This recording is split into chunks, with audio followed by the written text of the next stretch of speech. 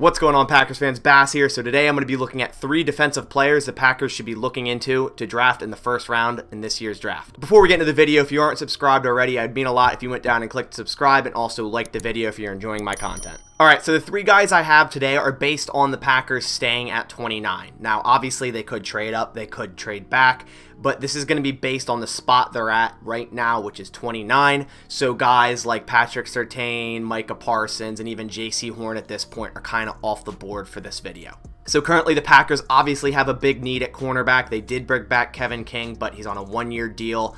Could easily lose his starting job in the middle of the season if they were to draft a corner early, and he ended up being, a better idea to put out there outside. Also a big hole in the defensive line, I feel.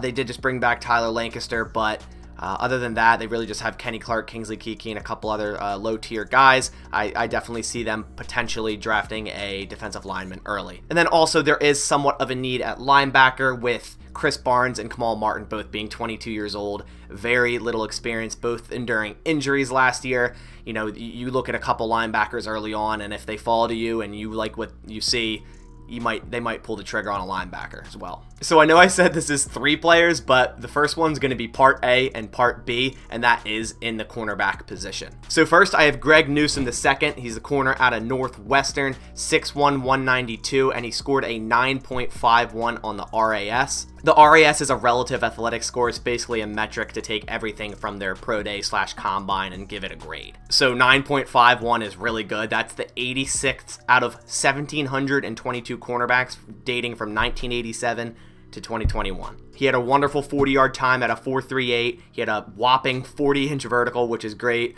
His shuttle and 3-cone were okay, not great, but okay. So with the Packers obviously having this big need at corner, I think Greg Newsom is a great option for them at 29. I think he could fall. There's a few corners that could fall right around that spot. You'll see the next one when I give my second option here. But for pros for Greg Newsom, his best season was easily in 2020. He had an 83.8 coverage grade via PFF, allowing 12 receptions, 93 yards. He had an interception, and he only allowed a passer rating of 31.7. That's including 7 forced incompletions. Another pro with Greg Newsom is he's a very good zone corner. He can cover deep with ease. He only allowed 1 completion on 15 targets that were over 10 yards. He also has very good feet as a 6'1" corner, so that's a plus. And he's also a above average tackler. He's not a bad tackler. He will, get in there and make tackles. So we know the issues with Kevin King and his tackling and all that. So that would be a nice change up. Obviously, Jair Alexander is one of the better tackling corners in the league. Just absolutely destroys screens and anything to the outside on his side, so it'd be nice to get a cornerback opposite him that has that same demeanor. Now moving on to the cons, because I want to do pros and cons for each player. He sits kind of high on the top of routes in his cover 3 scheme, so sometimes he seems to give up short stuff, but he is in a cover 3, so it kind of makes sense, but he does sit kind of high. He also really didn't see many talented receivers last year. The only really talented team he played was Ohio State. Greg Newsom also seems to get jostled around by bigger wide receivers too easily, especially considering he is 6'1", so he definitely has to work on that. Another thing to add is his low snap count. He only played 6 games in 2020 with 387 snaps, and to tie into that, his durability, he missed time in each of his 3 seasons. Overall, with Greg Newsom, I'd be really happy if the Packers did snag him at 29. I think he has the ability to become a day 1 outside starting corner, but he wouldn't have to if the Packers drafted him. They could push him into the starting role after a few weeks if need be, and just pretty much groom him, get him ready for the scheme, and get him used to the whole defense and the NFL game speed. So to remain on corner real quick, this is still my first selection, but this is option B, is Caleb Barley, and I wanted to add him because it's a very interesting sequence going on right now with him. He's the corner out of Virginia Tech, 6'2", 207 pounds. The thing about Caleb Barley, he has some injury concern. He just had his 2nd back procedure, which is a scary thought, and that's the reason why he couldn't complete his pro day. Now, the injury isn't from football, it's actually from deadlifting in the gym. That's kind of the reason why I don't deadlift. It's just scary. Obviously, if you know what you're doing and you have great form, you'll be fine, but apparently even high-tier athletes can get hurt as well. So to move on to pros, in 2019, since he opted out in 2020, he had an 86.9 PFF grade, so really high there, only allowing 18 receptions, 257 yards, intercepted the ball 4 times, and only allowed a passer rating of 26.8, and also only allowed 1 touchdown. Another pro is he's a very good top-end speed, so if he starts getting beat, he can close that distance in a blink of an eye. Caleb Barley is plain and simple a ball hawk. 6 interceptions in the past 2 seasons he's played. He also has a great build being 6'2". He uses his size to box wide receivers out to the sideline. As for his cons, on the flip side, he has little to no press man experience. He's very clunky in the press, and he loses ground right at the snap often. Another thing to monitor is he stays on one side. He's never flip-flopped or followed a receiver during a game. Once he starts on a side in a game, he stays there. And then, of course, him opting out of 2020 is always going to be a con because you haven't seen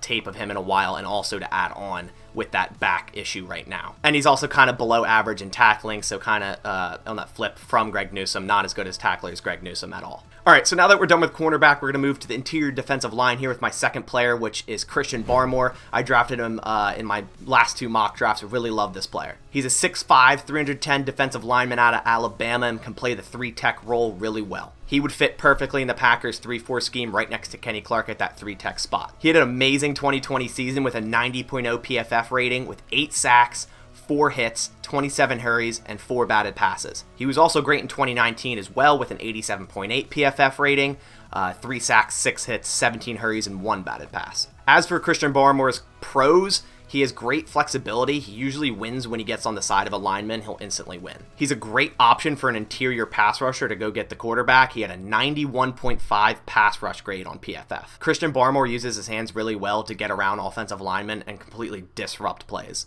A great thing about him is he played at his best at the biggest stage, which was the college football playoffs. There was no other defensive lineman in that entire playoffs that played as well as him. He was an absolute menace. Now, as for the cons for Christian Barmore, which there aren't many, I think he's going to slot into day 1 as a defensive line starter on any team. He has some inconsistency. 0 pressures versus Tennessee and Florida in 2020. And then lastly, he only had 1 season as a starter, which was 2020. You know, he had some snaps in that 2019, which also he played well with those snaps. But like I said, he showed up at the biggest stage, and at the end of the season was an absolute beast, and I don't see any issue with him. Easily could fall to the 29th pick, could be drafted before that, could even fall farther than 29th pick. But I think right around that spot is perfect, and if the Packers grabbed him at 29, I would not be upset at all. So last but not least, we have linebacker Zack Collins out of Tulsa, which I know a lot of people love. An absolute freak of nature, 6'4", 260 pounds. He just ran a 4.67 40, which you might be thinking, hey, that's kind of slow. It's really not when you consider he's 6'4" and 260. I would never want that guy running at me at that speed. He also had a 35-inch vertical to attach onto that tall height with 19 bench reps and a 10'2" broad jump. Absolutely dominated in 2020 with a 90.5 PFF grade. Now that's a 93.0 coverage grade, 4 interceptions as a linebacker, and a 90.6 pass rush grade. So moving on to the pros, like I said, absolute freak of nature and size. You do not see this often as an off-ball linebacker with this amount of size nowadays. So he has an edge rush skill set when he's blitzing the quarterback out of the linebacker spot. When a running back tries to block and does pass protection, he destroys them. Like a running back stands 0 chance against him when he was pass rushing. A great thing about Zack Collins, although he is 6'4" and 260, he moves like a smaller linebacker. He has smooth hips and a great burst for his size. So he also shuts down lanes in the middle of the field. He's really hard to throw over. As I said, he had 4 interceptions, and he kind of is just this big defender out in the middle of the field that's really good at covering and just completely shuts down the middle of the field, which I would love for the Packers to have, because I don't really recall the last time we had a true cover linebacker that could fly around the field, also pass rush really well, and just is an absolute freak of nature. Now, as for the cons, he's not a great tackler. He has gotten better since the start of his college career, but he also had 8 missed tackles in 2020. And you also have to factor in his competition in college being from Tulsa is not great. He also seems like a very scheme-dependent linebacker, but that could be, you know, worked around. And lastly, for his last con, his run defense wasn't amazing, 65.7, but he could definitely be taught and coached up better, especially with his athleticism and size. Zack Collins is looking to either get chosen in the back end of the first or the early second, so although I said this is based on the Packers sitting at 29, he also could be a trade down candidate if they traded down, say, 5 or 6 spots and snagged him. The Packers usually do not draft a linebacker early. Last one they drafted in the first round was A.J. Hawk, but who knows? Joe Barry loves his linebackers. He's a new defensive coordinator. He might want them to go a certain way, so if they drafted Zack Collins in the first round or early second, if they traded back, I would not be surprised, and I would actually be thrilled. I would be hyped and very excited to see him in this defense. So that's going to about do it for today. I just kind of wanted to go over three, well, I guess four, defensive players the Packers should be looking at in the first round and definitely should consider drafting. They would instantly improve this defense and really help this defense a lot. Be on the lookout for my other videos. I'm going to do offense for the first round, and then I'll do offense and defense for the middle rounds, and then offense and defense for the later rounds slash steal type of players. On that note, I'll catch everyone in the next one. I hope everyone has a wonderful rest of your weekend. And as always, go Pack Go.